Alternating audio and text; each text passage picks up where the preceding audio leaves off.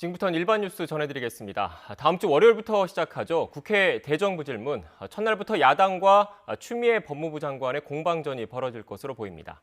격도를 앞두고 이제까지 추 장관을 엄호해왔던 민주당.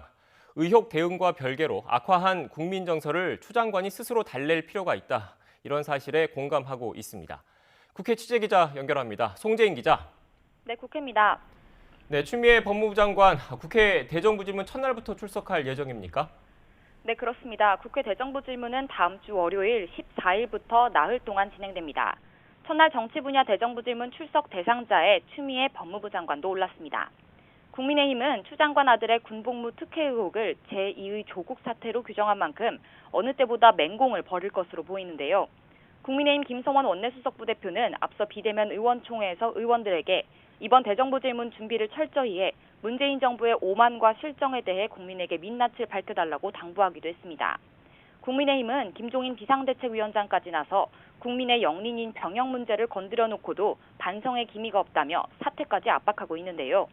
대정부 질문에서도 추 장관을 상대로 거취 압박을 이어가면서 아들 군휴가 특혜 의혹에 대해 별다른 입장을 내놓지 않고 침묵하고 있는 추 장관을 상대로 사실관계 추궁에도 총력을 기울일 것으로 보입니다.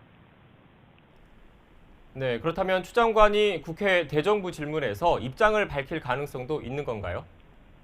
네, 국회 대정부 질문을 계기로 추 장관이 입장을 표명할 수 있다는 가능성이 나오긴 했지만 지금으로서는 민주당도 확신하지 못하는 분위기입니다. 민주당 핵심 관계자들은 YTN과의 통화에서 추 장관이 사과와 같은 명확한 입장을 내놓을지 기대하긴 어려운 상황이라고 입을 모았는데요. 아들의 특혜 의혹에 대한 검찰 수사가 아직 진행되고 있고 정치권을 중심으로 사실관계를 둘러싼 공방이 여전히 이어지고 있기 때문입니다. 다만 대정부 질문 격도를 앞두고 민주당 안에서도 분위기 변화가 읽히는데요. 민주당은 이제까지 추 장관 아들 의혹을 가짜뉴스 등으로 일축하며 엄호해왔고 이번 대정부 질문에서도 야당을 상대로 사실 왜곡에 대한 책임을 촉구할 예정입니다. 다만 당이 의혹 제기에 대응하는 것과는 별개로 추 장관이 스스로 성난 여론을 달랠 필요가 있다는 의견이 당 지도부에서도 공유된 것으로 확인됐습니다. 어제 비공개 최고위원회의에서 지도부 일부가 추 장관이 악화한 국민 정서를 달랠 필요가 있다는데 공감한 것으로 확인됐습니다.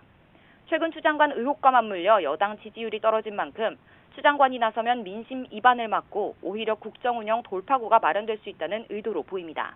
지금까지 국회에서 YTN 송재인입니다.